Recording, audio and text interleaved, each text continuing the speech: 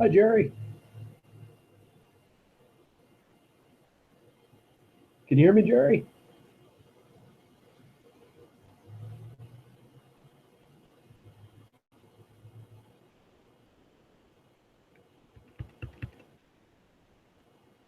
I'm not getting any sound from you, Jerry. I'm hoping you can hear me. Oh, looks like you're muted.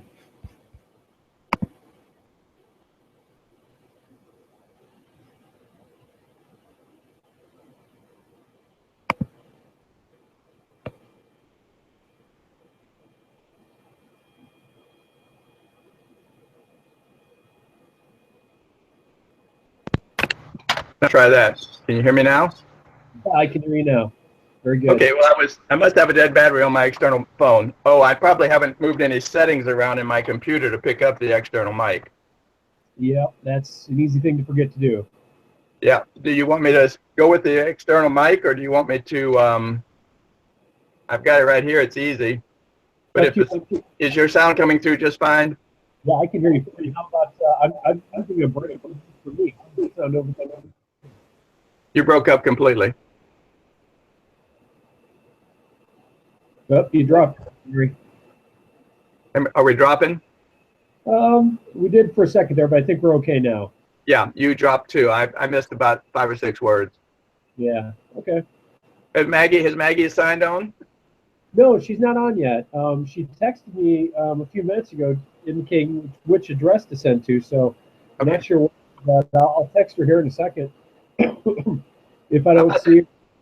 Is that backdrop behind me too busy, or is this going to work okay? I think that's fine. That's fine. Okay. I don't know that we're going to have a lot of people watching this. Okay. It's worth pulling down audio. It's worth giving it a go, and especially if you end up getting anything at all that might work on YouTube. Because if this does work on YouTube, I like to think about. I've been thinking, had this in the back of my head for quite a while, of maybe doing some YouTube clips on the IPI and the IPIT.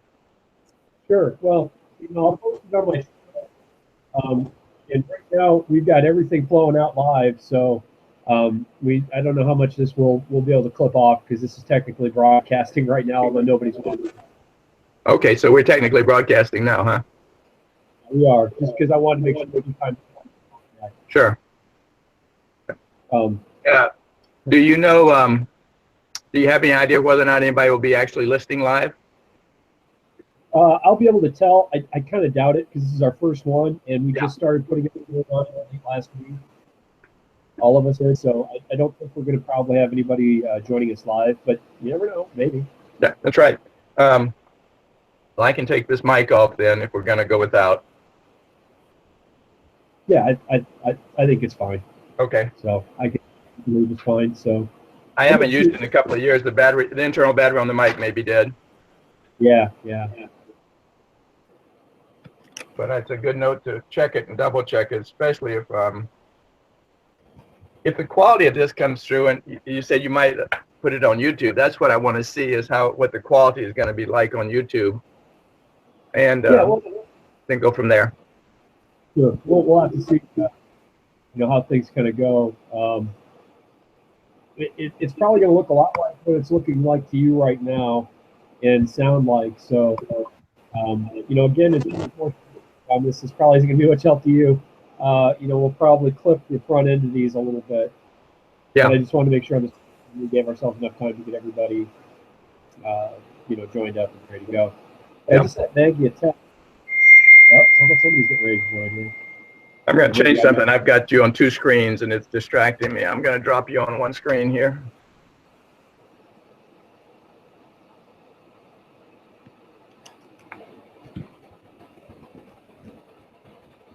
See if that increases or helps at all. Well, I don't have you in twin now. Yeah, Maggie was actually waiting 7 o'clock to join. I said, "No, go ahead and join us now." So, and I don't know. I'm hoping he makes it. I haven't talked to him today. I sent him a note reminding him. If he doesn't make it, we'll just go with the 3 of us, and that'll be okay. It's fine. It's as much an experiment as it is anything. That's exactly it. I'm going to go to my mixer and see if I had an external mic or not. Speakers. Some,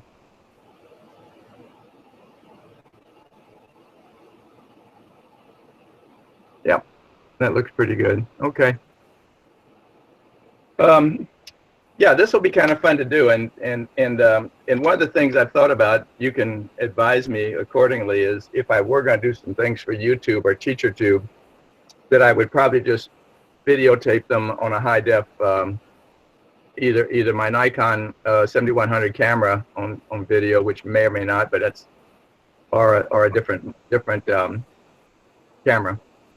Yeah, well, I think the better the camera, obviously the better the video call is going to be. Right now, I'm using a webcam, and you kind of get what you pay for there. Although it is an Apple one, so it's not terrible. So, hey, Maggie. Hello. Maggie, have you had the opportunity to talk to Dr. Valentine before? He's with us right now. Jerry Valentine. Hello. Good to meet you. Good to meet you too. I'm doing well. How are you? I'm doing well. I have a quick question for you now or later. The last name is Pickett, right? Yes. My grandmother and grandparents were Picketts, so my mom's maiden name was Pickett. Really? So we're going to have to explore ancestry sometime. Is that a married name or a non-married name?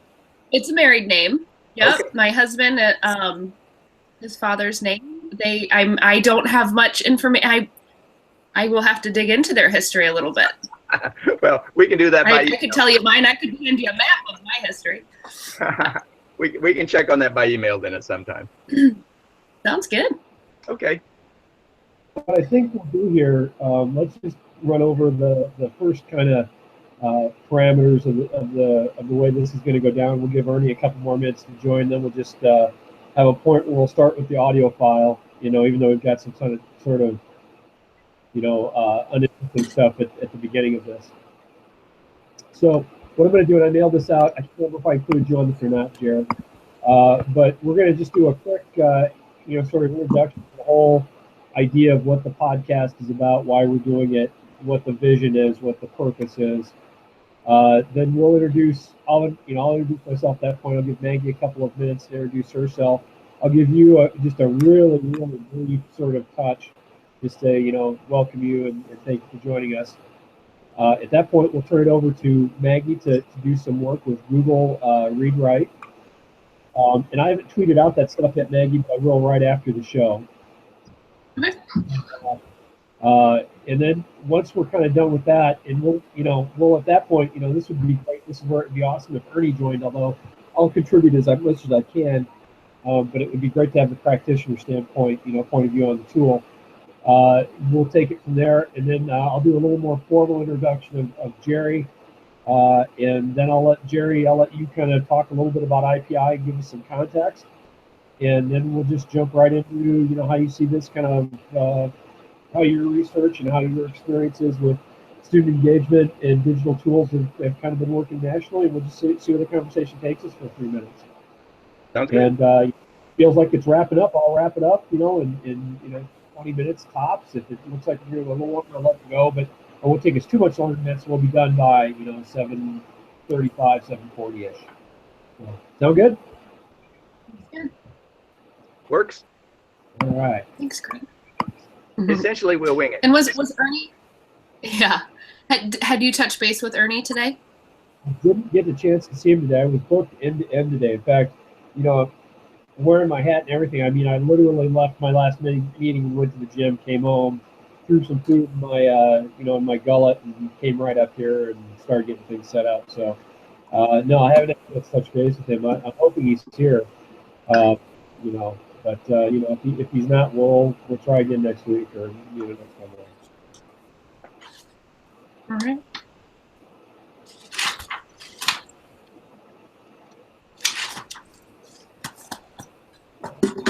I do want to give him till just about 7 o'clock to join, because that's when we said our start time was. I know, you were probably thinking it was about time to join at 7. I think what we should probably do is just, going forward, Maggie, is probably just do this little pre-show meeting about 15 minutes before each one, 7 or 6:45. Perfect. Just so we can make sure we have some coherence on what we want to do. And then we'll actually start. And, that's pretty easy for me to do the audio edit. It gets a little trickier with the video, but, we'll manage that. Okay. And for when I'm just working through the tools, it's going to be an MP3, right? So describing what's happening and kind of what the features are versus necessarily just demoing it. And I didn't test this out. I'm initiating the broadcast. Do you have any rights to share your screen? I can't see how to give those to you. Yeah. I'm hoping you have the right. If not, we'll just have to make do. Yep, I've got screen 1. Why don't I have screen 2? Ah, there. Yes, I have all my windows. Okay, so I can do that and demo for the group here, just knowing that it's going to be audio for anybody who listens on the end. Okay. Correct. But that's okay. I think it'll drive followership both ways. Eventually we'll get people wanting to watch these. I hope. Yeah.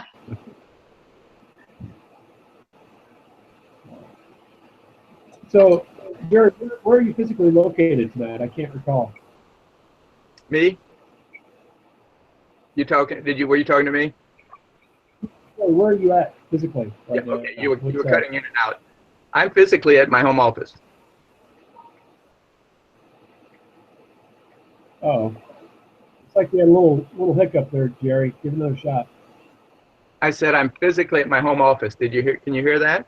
Jerry, where's your home office? Columbia, Missouri. Oh, you're still down in Missouri. You're relocated. I don't know what's going with your audio, but you're cutting out as much as you're cutting in, Craig. Yeah, I can tell that. I think maybe it's a little bit of a hiccup with your connection. Maggie, can you still hear me? You're in and out. Maybe it's my home internet. Let me take a look at things here. But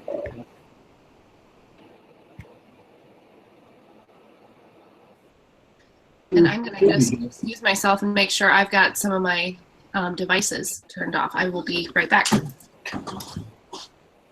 And I'm gonna verify that. Let me just test it real quick. So we're gonna pull it down for input. Turn off your devices for I'll just get started. next minutes. Sorry, baby.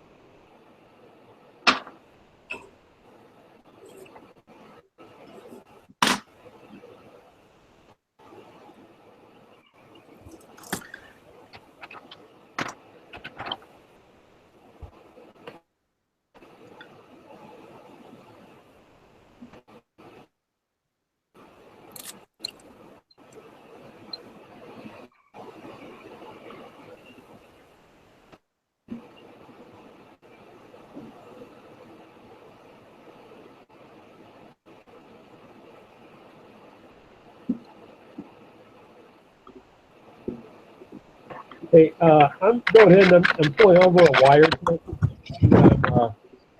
Jupiter. A 2-part. Pardon me?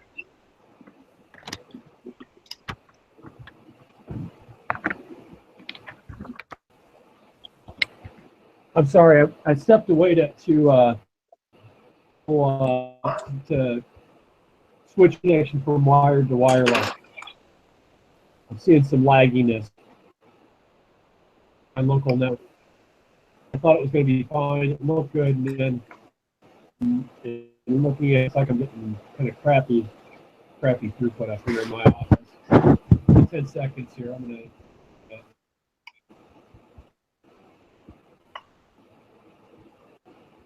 Maggie, can you hear me clearly?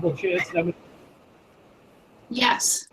I think there's at least a reasonable chance that when I switch connections here, I'm going to drop the call. If I do, I will send a new link immediately. I know that was better. Okay, so we'll just have to dig back into our email and get the new link if you Heck drop on. the call. Oh, yes, he. Hear me. Okay.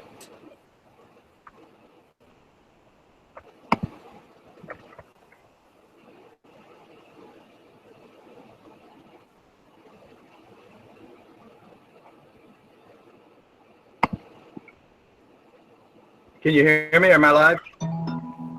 Yes. Okay. Maggie? There we go. I don't know if I'm any better for you guys, but my connection speed's like way better up here. So Maggie, you're getting clear to me and sound as well as picture.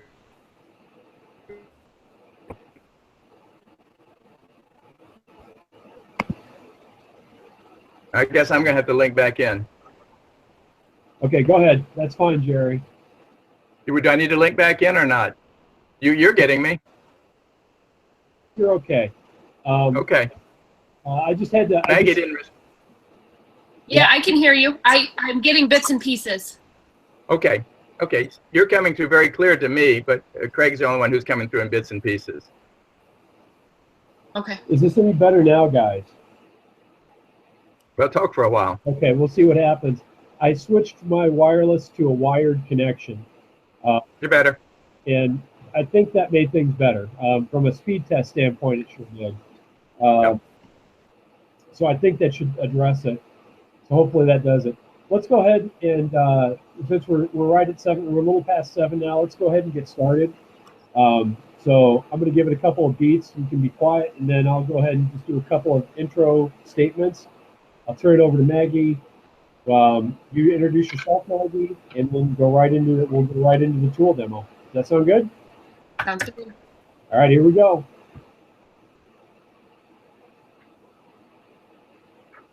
Welcome to Friendly Disruption.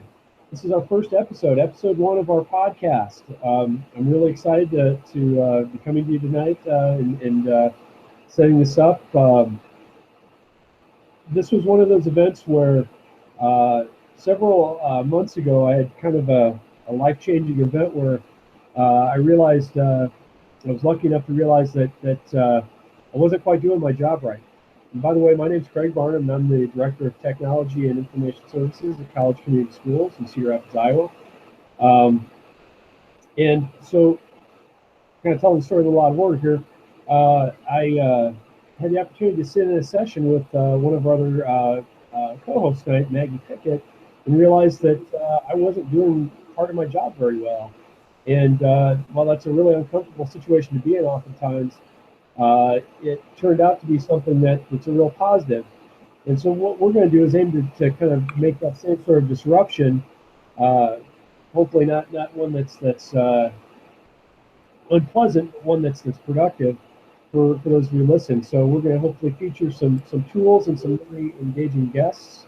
We'll try to put on a podcast once every 2 weeks, a couple times a month. Going forward, tonight we're really fortunate and pleased to have with us Dr. Jerry Valentine, and we'll do a little bit more introduction with Dr. Valentine in a moment. But the whole point of the podcast here is to really introduce, hopefully, a whole brand of educators, some tools that you might not be aware of, get you thinking a little bit about digital tools and particularly assistive tools differently and how you design instruction. And with that, I'm going to introduce our co-host, Maggie Pickett. And with that, Maggie, I'll turn it over to you. Hopefully, you can give a little bit more coherent introduction. I tried not to script it too much, and I guess I get penalized. All right. Sound the way. I'm Maggie Pickett. I'm actually a certified speech language pathologist. My current role as a professional is a assistive technology consultant and accessibility consultant with the Iowa Department of Education. And as Craig mentioned that sitting in a session of mine, he felt as though maybe he wasn't doing his job. I know over the last course of 7 or so years, nearly impossible for me to do my job for students without folks like him. So I think we've got a nice connection there. So tonight I'd like to introduce a tool that Craig and his team at College Community have been using for the last, this tool is called Read&Write for Google. Read&Write for Google is a wonderful accessibility tool, toolkit, I should say, that features not only reading supports, but also writing supports, and just another set of tools like study-based tools, organizational tools for struggling learners or just learners in general. And so I'm going to dig in. I'm going to work through some reading tools, then hop into some of the other study tools, and then finish with writing. So I'm going to share my screen with the folks here on the line.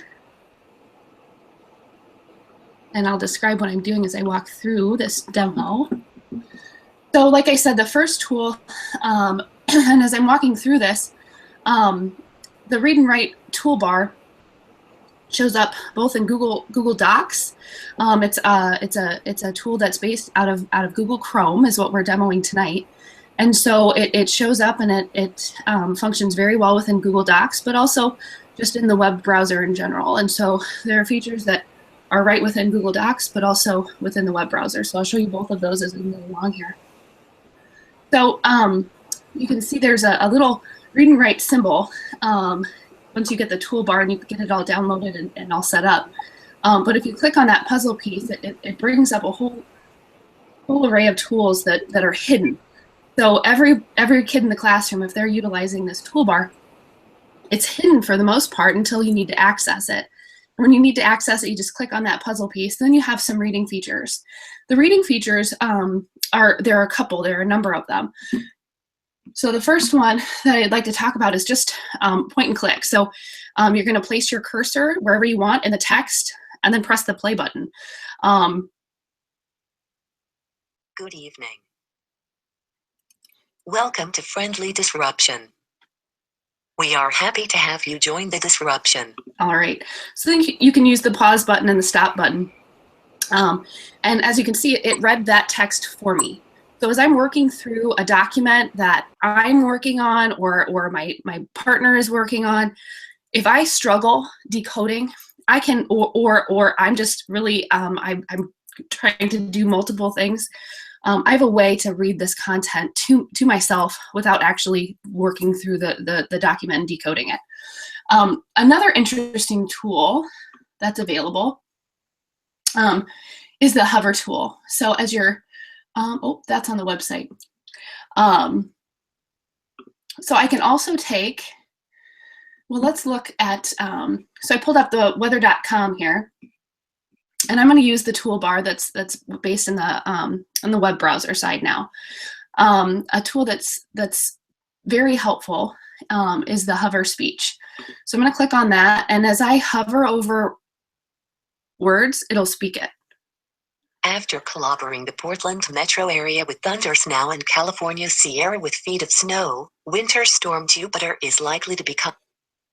Well, I decided I didn't want to listen to that Winter paragraph storm anymore. watches have also been posted for the threat of ice in parts of the plains and Midwest. So as I move my mouse around the document, I'm able to manipulate what text I'm hearing and engaging with throughout the website just with pointing my mouse. There's no stopping and starting by a pause or a play button. So that's a great tool. Another wonderful tool as we start to kind of look at some of those study or organizational tools would be the highlighting features and the study skills features. So there's a highlighting toolbar with 4 different colors: green, pink, yellow, and I think that's blue. And as I'm working through a document and I'm reading it or having the computer read to me, I can go in and highlight different pieces of information within the text. And then there's a button that collects all of those highlights and also cites the site that you're working from. So as a student's working through and gathering information and content, we're able to then, with the click of one button, gather all of that content in one single place. It's not copying and pasting or even taking handwritten notes on a piece of paper somewhere. So I'm gonna click that, and I wanna collect all of my notes, and what it does is it feeds that right into a Google Doc. So we have a lot of students who are utilizing this feature and making developing reports a breeze. Another interesting feature that I just want to mention really quick, I'm not going to demo it, but it's a dictionary. So as we're working through and identifying words that we're not familiar with, or text that we need kind of more help with, or cues to, we're able to put together a dictionary that helps us remember those terms as we're working through different articles and things. So that's the reading side. Another wonderful tool that Read&Write for Google has available would be some writing tools. So the first one, if you look, there's a little what is that thing? Yes. Anyway, it's a word prediction button. And so as I click on that and I select word prediction. Word prediction is a wonderful feature. And it allows a writer who may struggle writing words, but who can get maybe the first sound or two in a word to type and to be effective, efficient writers. And so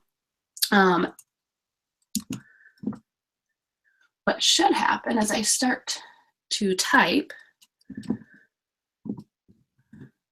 there's typically a box that shows up with the first 5 to 8 different selections of words based on what you're typing out. And so students can then go in and figure out, based on the options that are given, what they're trying to write based on what they've inputted so far. So word prediction is a wonderful tool. It really allows kids to be independent with their writing. Another wonderful tool that sometimes is a step beyond word prediction for some kids, or works in tandem, would be a feature called word prediction. Not word prediction, sorry, speech to text or voice dictation.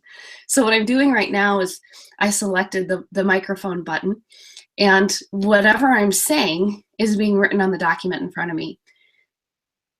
Worrying about how I'm supposed to write a word, I simply get all my thoughts down on paper, forward with the content that I want to write, and then go back and try to fix it and make it sound good later.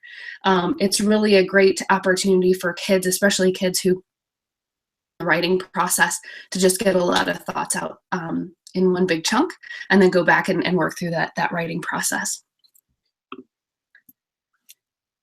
So those are the few different tools that I really wanted to touch base with tonight. If you look into Read&Write for Google, there are a number of different features that are available, but there's no way in this short amount of time that we can look at them all. So yeah, there's the demo for you. Thanks, Maggie. So we're all a little nervous. We kind of figure out how this works. I realized that as we were listening to Maggie, so that one of the things that was really, I alluded to that I didn't feel I was going to talk about the reason for that, the one reason for that, was the idea that I looked at the assistive tech tool. Particularly, this is a great example, Google Read&Write, and I realized that while these tools are essential for some kids absolutely have to have them to complete their academic journey with us. But many of these tools can be really, really, really powerful in the hands of all kids. And so I see a tool like Google Read&Write, and when it's easy to pigeonhole that as an assistive tech tool, I look at that and say, wow, look at what all of our kids can do with that. Not the kids who must have it, but the kids who really, all kids can really benefit from that. And it's, I guess one of the things I want to attack is that as I look at that, I kind of feel like it's not so much about I think it's easy to look at a tool like that and say it's a crutch, say that, I could speak the words and they show on the page and I'm not really engaged in the writing process. But I don't believe that's the case with this stuff. The fact is that a tool like that could really help just about anybody get to be a better writer. In fact, I use Google Read and Write all the time professionally, just to read back what I've already written.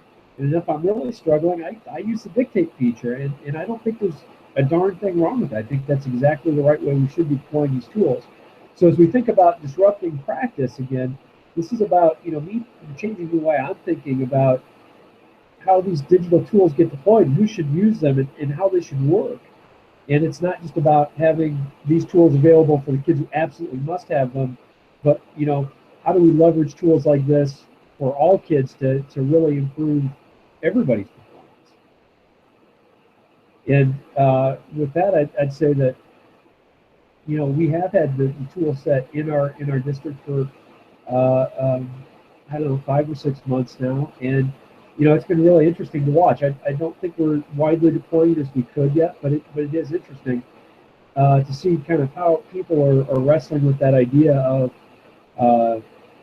is this an accommodation or a modification, to use that sort of language. And I think that our journey is very much trying to get these out to as many kids as we can.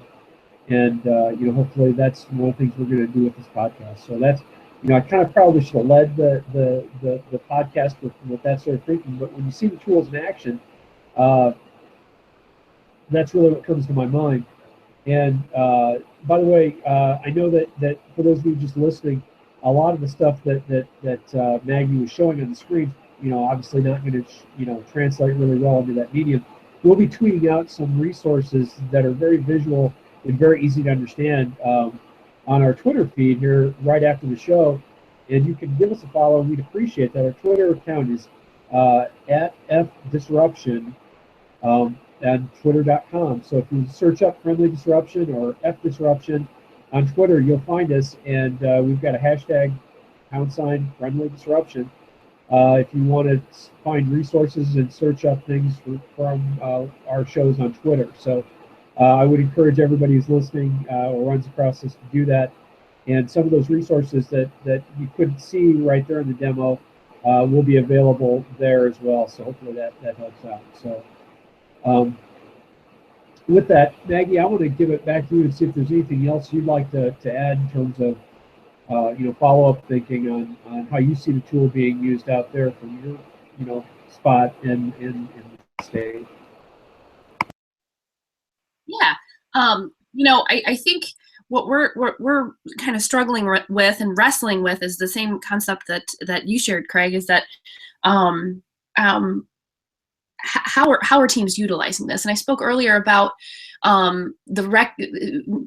recognizing in the field of accessibility that for students with disabilities, and specifically in my role, that without this kind of all ed approach to this type of work, those kids that you mentioned that it's necessary for, it's needed for, maybe it's useful for some, but it's needed by those essential by those few.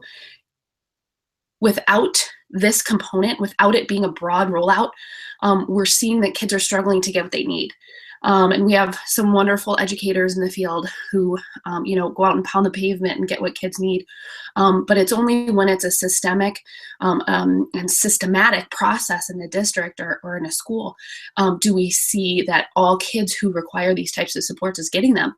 And then you start to see the learner engagement change and start to see kids who were once kind of, sitting back and maybe potentially not as engaged with their core learning in their classrooms, in their general education classrooms, if that's what you want to call it, now really taking a role alongside of their peers, just with the use of technology. So it's really cool to see. And that's a great segue too. Thanks, Maggie. We'll touch on engagement because with us tonight, we're really fortunate to have Dr. Jerry Valentine. Dr. Valentine is the developer of the Instructional Practices Inventory, which we've used for the last 5 or 6 years. It's sort of a micro-observation model, and it's allows us to sort of get a gauge on student engagement. And to give you a little background about Dr. Valentine, he has spent most of his career at the University of Missouri, where he was involved in teacher preparation, teacher education, but developed this model while at the university. He's since retired, but is continuing to be deeply involved with deploying it across the country. Prior to his time at Missouri, he was a teacher and a school administrator, so he knows the education process very intimately. I've had the opportunity to work with Jerry a couple of times and had him out to visit our site a few times to train us in IPI. And we think it's an absolutely invaluable tool in terms of how to gauge what our student experience is really like. And so with that, I'm going to turn things over to Dr. Valentine to give us a little bit more about IPI. We'll talk a little bit about how this might interplay with how he sees digital tools impacting student engagement across the country. So with that, we'll turn it over to Thank you, Craig. 1995 is, I guess, the starting point for my comments about the IPI. The IPI is the Instructional Practices Inventory. It's a process for codifying how kids are engaged in learning during class time. This is grounded upon the notion that if we can place in the hands of teachers insights about how our kids are thinking during class time, then we have the opportunity to reflect upon what we are seeing in the data, and that reflection can hopefully cause us as teachers to maybe fine-tune, to modify a little bit of the way we approach learning. In 1995, and fast forwarding now 20 years later, we've had a lot of opportunity to look at it in thousands of schools around the country now. It's being used in some form or fashion in more than half of the states and in several countries outside the United States. And it's basically meant to be a teacher-driven process, a teacher-driven tool, not an administrator walkthrough process, not an administrator supervisory process, not an administrator evaluation process, but rather a teacher-driven process. So the whole notion is to prepare a team of 6 or 8 teachers, 5 or 6 teachers, 3 or 4 teachers, depending upon the size of the school, collect the data, and to lead their colleagues in the study of the data. In the IPI, there are 6 categories that look at student cognitive engagement. 2 of those categories are related to higher or deeper thinking. 3 of the categories are related to lower order surface thinking, and those 2 issues become important to us because throughout the process we talk about higher or deeper thinking and how critical it is to move kids into that realm of thinking during class time, and we talk about lower order surface learning, the kinds of times when kids need to be building skill, working on recall, and that's essential for the learning process. So what we end up with is a chance over time within a school and for a faculty to look at basically a ratio of the amount of time kids spend in higher or deeper thinking versus the amount of time kids spend in lower order surface thinking during the course of a typical school day. You put that together with 3-4 observations over the course of the year, and you can end up with a large volume of information and insight for the faculty to study. One of the more important perspectives on it is something that John Hattie wrote in one of his recent books, Visible Learning for Teachers, where he talks about how critical it is to have, in essence, kind of a balance between higher or deeper thinking and what we call in the IPI process, lower order surface thinking. And in reality, that balance is not there in most schools. The typical ratio in a school today, K through 12, is somewhere in the neighborhood of 4-to-1 surface thinking to higher or deeper thinking. So we've got a long way to go in a typical school setting. Some of the schools that we've worked with over the years have moved those ratios from 4-to-1 down to 1.5-to-1 or 1-to-1. And the results empirically show that that's a move in the right direction, both in terms of high stakes test scores and in terms of the kids are approaching learning in the classroom. So there's no question, and I'm not the first person to study this, and it won't be the last. The literature is replete with the notion and understanding that if we can increase higher or deeper thinking for kids, we're doing them a justice, a service for the rest of their life, because we're asking them to build some of the basic that allow them to think critically, to think analytically, to problem solve, to be creative, to be innovative. So as we look at our data and as we look at how we work with a school, we try to put the data, the teachers collect the data, they put it accurately in the hands of their colleagues so that their colleagues can reflect and study the data, The IPI team is responsible for leading the faculty in the study of the data. It becomes a completely teacher-owned process. Hold harmless. The observation process is one of visiting classroom after classroom after classroom, excuse me, throughout the day. And in doing that, the pool of data at the end of the day is profiled and put in the hands of the teachers for study a few days later. That's the essence of the process, is an observation process. The research that we've now had the chance to do over the last 20 years keeps reinforcing the notion that others are finding about how critical it is to reduce or eliminate student disengagement during learning time, increase higher or deeper thinking during learning time. Fast forward from 1995 through the first, basically 15 years of the process, and move to 2010. And in 2010, I added a component to the basic IPI process called the Instructional Practices Inventory - Technology component. The IPIT, as we refer to it, is a way of looking at how kids are thinking during class time when technology is being used to support the learning experience. And to cut to the chase and to make it about as succinct as possible, research over the first 3-4 years, 80% of which, by the way, is taking place in the state of Iowa, because we have so many one-to-one schools in Iowa that are using the IPI, that what we're finding is that kids are almost twice as likely to be engaged in higher or deeper thinking when technology is an integral part of their learning experience that they're having in the classroom at that point in time. That is particularly true at the high school and middle school level, but not nearly so much so at the elementary school level. Much of the use of technology in the elementary school level still continues to hover in the area of lower order surface thinking, building skill, finding facts, etc. That's understandable, and certainly appropriate in most cases. But we do see some very significant changes in how high school kids and middle school kids are being asked to think. When we isolate the thinking process, the type of thinking that's taking place with technology being an integral part of that learning experience, versus when technology is not an integral part of that learning experience. And it cuts across schools, and it's the same within schools. Classrooms where technology is not being used as an integral part of the learning process, and the same one-to-one school where technology is being used down the hall in a classroom, different results and findings. You're much more likely to see higher or deeper thinking in the class situations where technology is part of the learning experience. I have an overview. It's a big picture issue what we're learning. No, that's fascinating, and I think that's one of the other kind of reasons.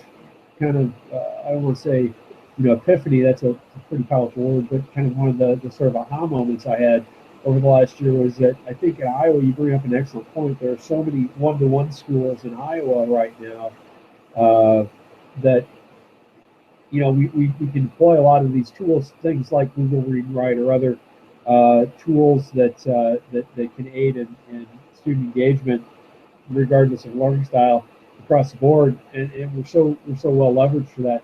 I'm curious. So I do know the answers, but I'm going to ask anyway. You pointed out that disengagement is the one thing we really need to probably spend time rooting out more than even encouraging higher order, deeper thinking. Although that's obviously where we all want to go, but we got to root out and get rid of student disengagement. What is the research? What is your data telling you in terms of the kids with the IPIT and the technology component in terms of disengagement? Well, obviously, you do know the answer to this because your district and the schools across the district are using the IPI, and you've heard me talk about this numerous times. What we find in our empirical look at the impact of disengagement increases in the classroom setting.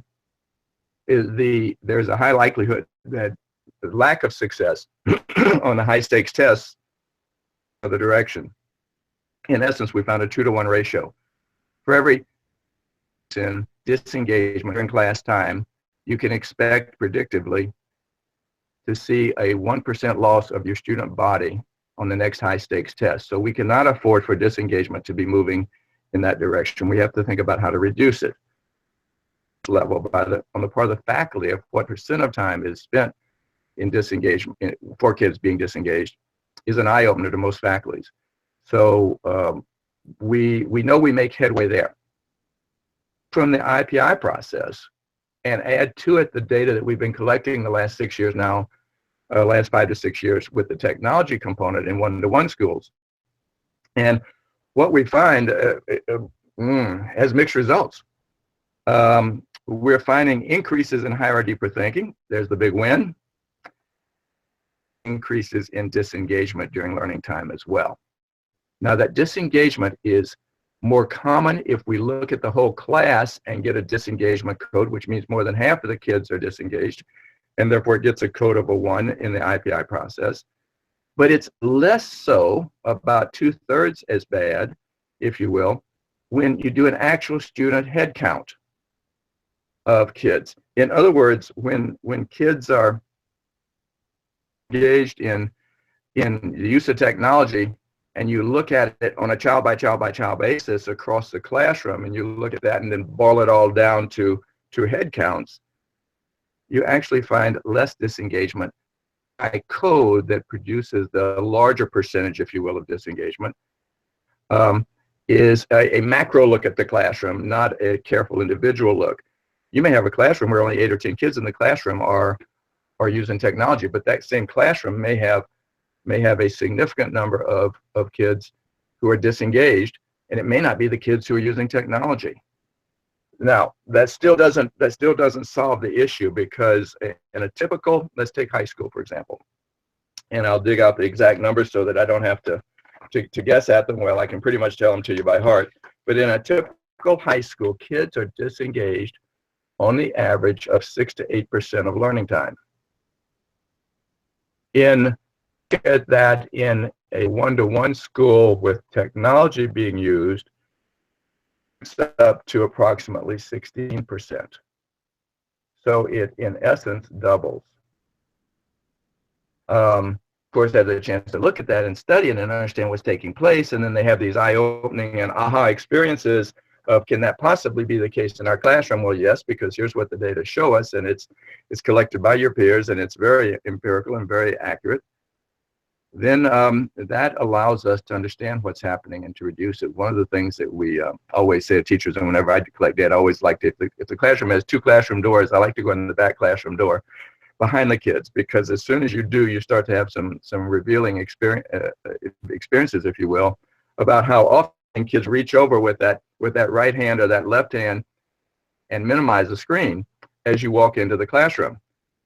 Classroom aren't aware of this. In schools where the teacher is walking around with an iPad, where he or she has every kid's screen on the iPad and they look at it constantly, this doesn't happen. Then it doesn't happen in classrooms where teachers are very sensitive to it. And not surprisingly also, by the way, as kids get older, they get better equipped and a little smarter on how to be off task while still looking like they're on task. So it's almost non-existent in elementary schools, we found out. It's minimal in middle schools with only slight increases in disengagement, but it's maximal in high schools where it is noticeably different. Well,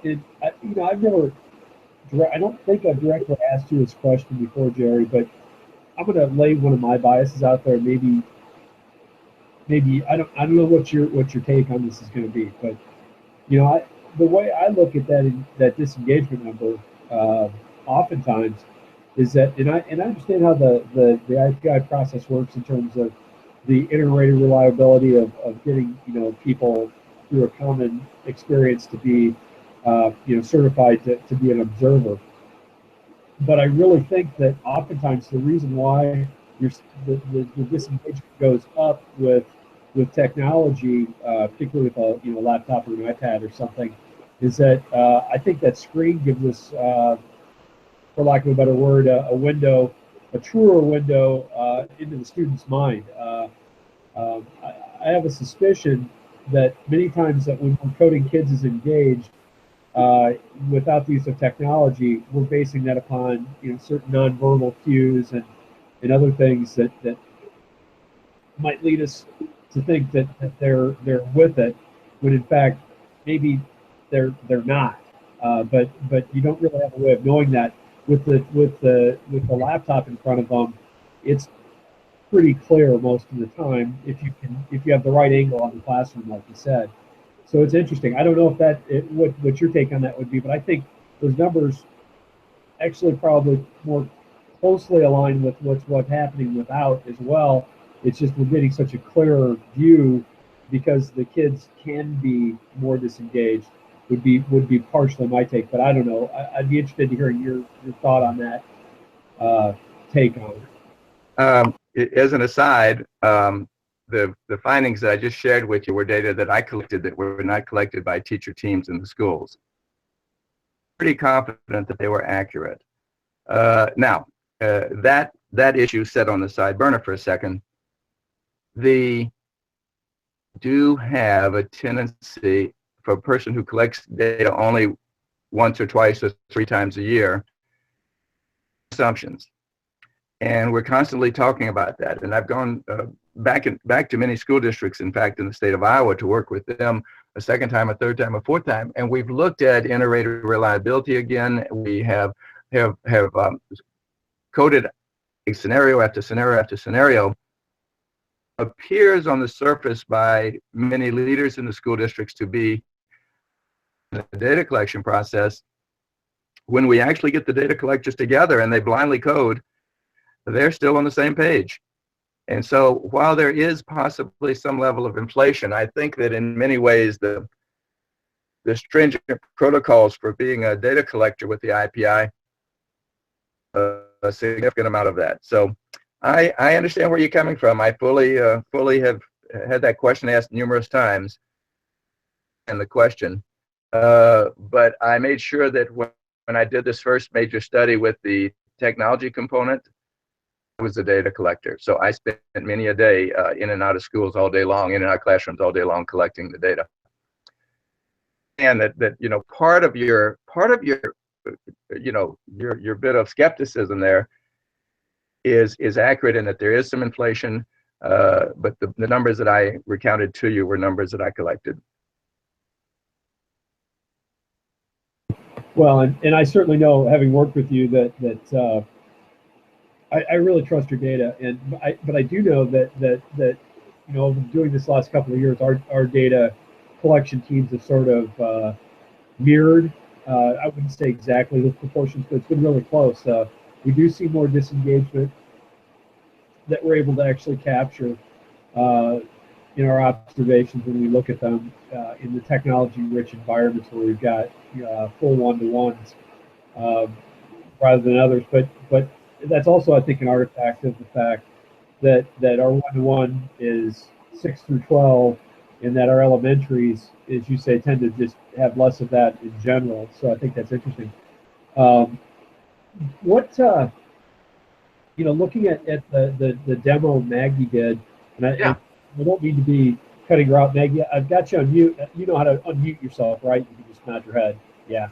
So chime in here if any time you want to. You know, in terms of thinking about it from an assistive tech perspective, or you know, sort of these augmentation tools. What are you seeing as you go into schools and do these observations in terms of how these tools are being deployed and maybe how they're impacting, if you can make any inferences about how they would impact, you know, the level of engagement of students? Is this Maggie or is this Jerry? Jerry's ready to go if you want me to, but Maggie, I wasn't sure if he was pointing the question to you or to me. I'm pointing the question at you, Jerry. I just want to make sure, Maggie, that she can take herself off mute and chime in. Well, first of all, let's think about what we look at reading and writing, and let's start with the elementary school, in the elementary classroom. Any tool, such as the Google Docs Read and Write tool that Maggie was demoing, any tool that allows a child to be able to write, let's start with that, write in a creative or in a purposeful way. It goes into that for a young child who's barely a fluent reader and is learning to write and decode symbols, etc., without going into all the details and context of that. any tool that allows a child to try to write, that allows a child to also be able to look at his or her writing, reflect on that writing, refine that writing, and continue to refine it and edit it, whether that tool is helping the child or whether that child is doing it without a tool, is going to end up in the IPI categorization almost always as the child is engaged in higher or deeper thinking, because the child is having to be creative, because the child is having to be analytical, because the child is having to problem solve, because the child is having to be reflective, because the child is having to be self-monitoring, and all of that reflection type of processes that go in across the brain. It's going to typically be a category 6 if the child is working independently, in a category 5, both of which are the higher order categories in the IPI.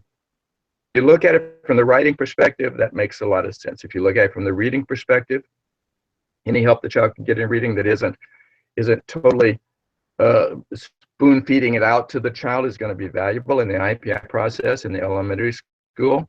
As kids are reading learners, most of what they are going to experience in terms of coding of the kids in a classroom that are working that are not fluent readers yet, higher order as well, because of the decoding that the child's having to do, because of the types of estimations that the child is having to do about what is this word, what does it sound like, where are my sounds in here, oh, I recognize that word, now what's my next word, now put all those words together and I've got a sentence, but what does it mean? All of that early reading type of pre-fluent reader learning experiences in the IPI process is almost always a higher order code.